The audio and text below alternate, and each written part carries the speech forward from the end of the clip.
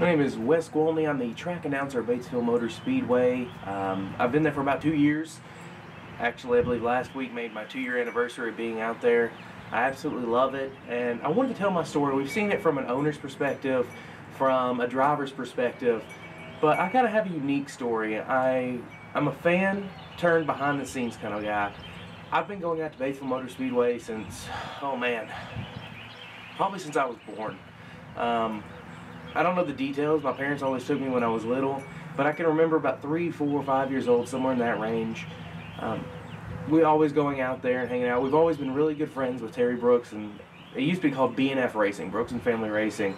And so we were always out there with them, and we absolutely loved it. I was hooked. My brothers, not as much, but I got absolutely hooked to it, and I always had my little toy cars out at home in the living room, just playing around, acting like there were certain drivers and stuff. It was always really fun.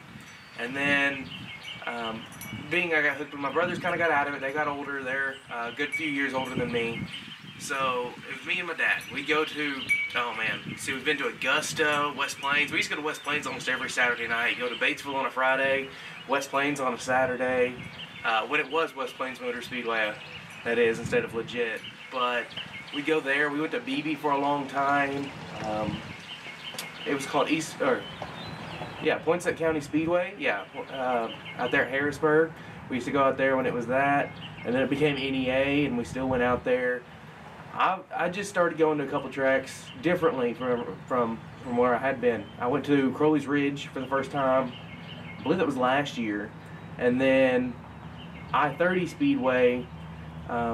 We used to go out there all the time as well. So I've been around to a lot of tracks, but I did that from a fan point of view.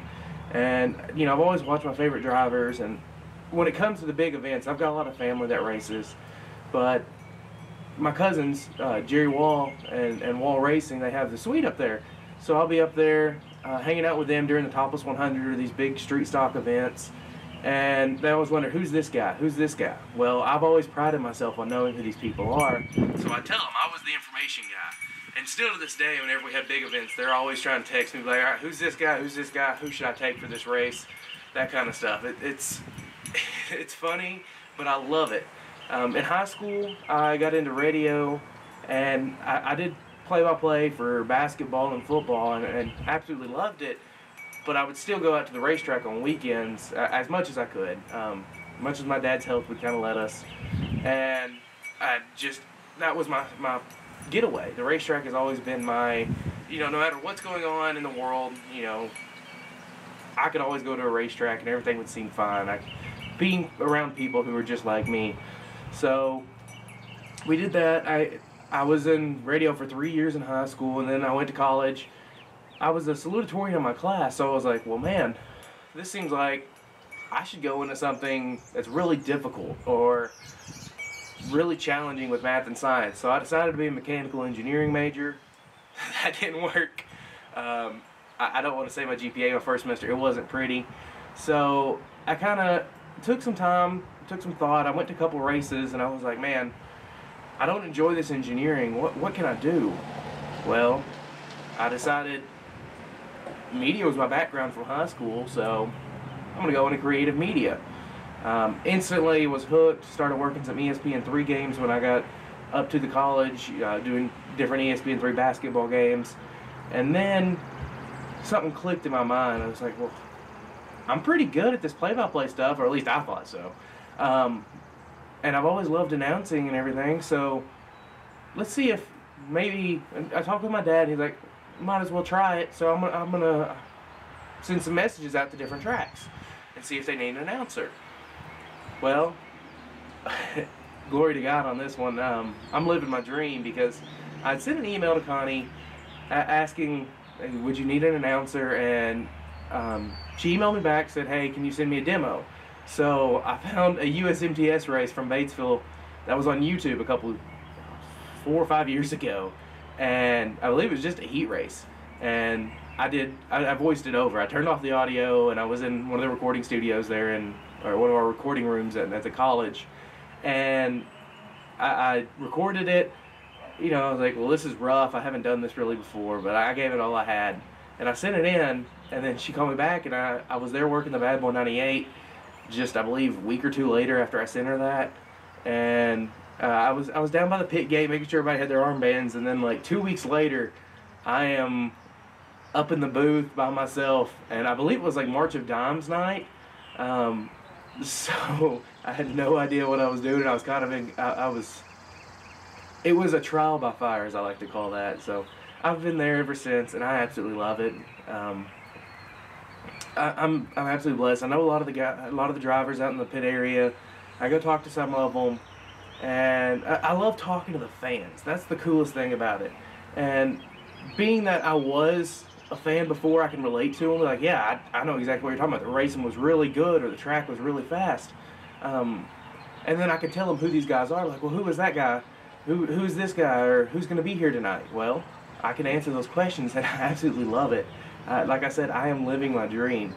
And I think the most fun I've had when it comes to announcing at Batesville was probably the Race for Hope 74 has got to be in there. May not be my actual favorite race, but that was the most fun time I had. 5 days of racing. Now I'm a full-time college student at Arkansas State. When I graduated high school in 2015, I went to Arkansas State, and they're in Jonesboro. I live in Jonesboro during the week, and on weekends I drive home. My dad still lives here, so I live with him, and then during the summertime I live with him. But it's mighty interesting driving home back and forth sometimes when you have these big events.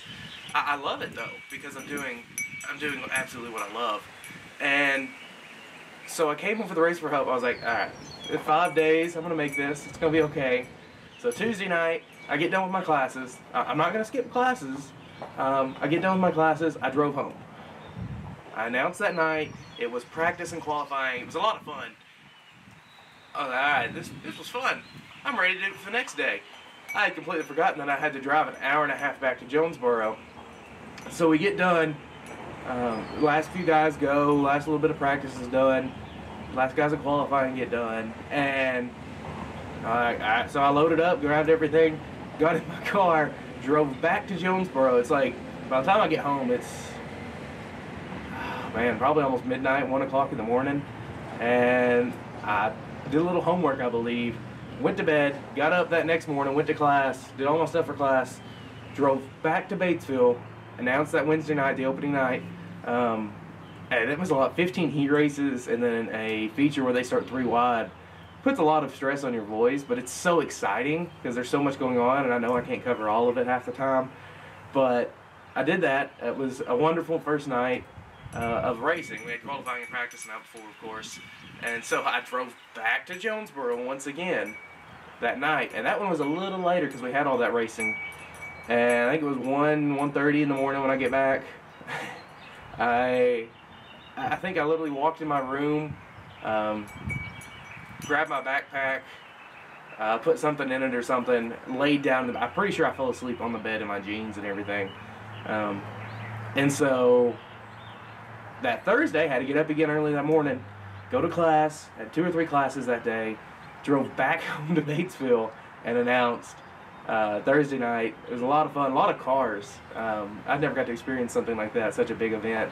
And then on Friday, I decided to stay in Batesville Thursday night.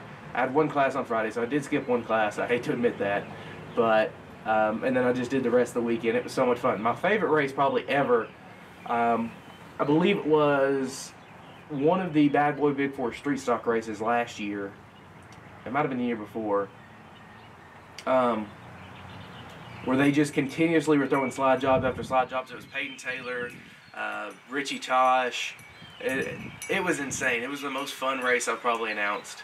But I absolutely love what I do, and I hope everybody comes out to Batesville Motor Speedway. I kind of make this video because, you know, you see it from a fan point of view. I watch these things, and it's hard for me not to be a fan still. I mean, I am. I love the sport. I'm always at a track. If I'm not at Batesville, if we're not running, then I'm somewhere, some other track usually.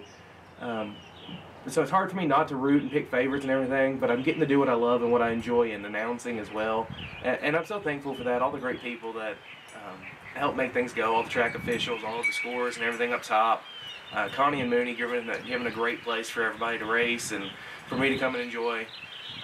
what I do, and I can never say how thankful I am to them, really.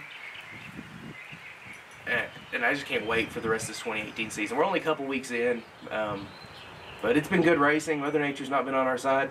As you can see behind me, this is not race day. I recorded this a couple days later, but it's a little wet. It's raining a little bit, but I can't wait for Friday night. Get the Kyle Kim Super Dirt Series going to be in town. It's going to be so much fun. Once again, I hope that you come on out to Batesville Motor Speedway if you see this. Hope you enjoy it. If you're ever up in the stands and see me around, just come talk to me. Don't worry about, oh, he's busy. Most of the time, I mean, I'm busy, but I love taking time out of my day to talk with the fan, because that's where I started. I started sitting in those same grandstands that you did, or bringing a chair, sitting in those chairs, up in the suites. I just absolutely love Batesville Motor Speedway. I've always been there, and it's always been my home, and it will continue to be my home no matter where I end up after college. I'm in my junior year, so I've only got a little bit over a year left, and I can't express how thankful I am to everybody and how thankful I am to be getting to do what I love. But come on out to Batesville Motor Speedway. Got a great year left here, and you know, if you're kind of on the fence about giving it a try, let me just tell you, it's definitely worth it. I've been there my whole life since I was little bitty. I'm 20 now, and I'm going to continue to be at a racetrack. I'm going to continue to be at Batesville as long as I can.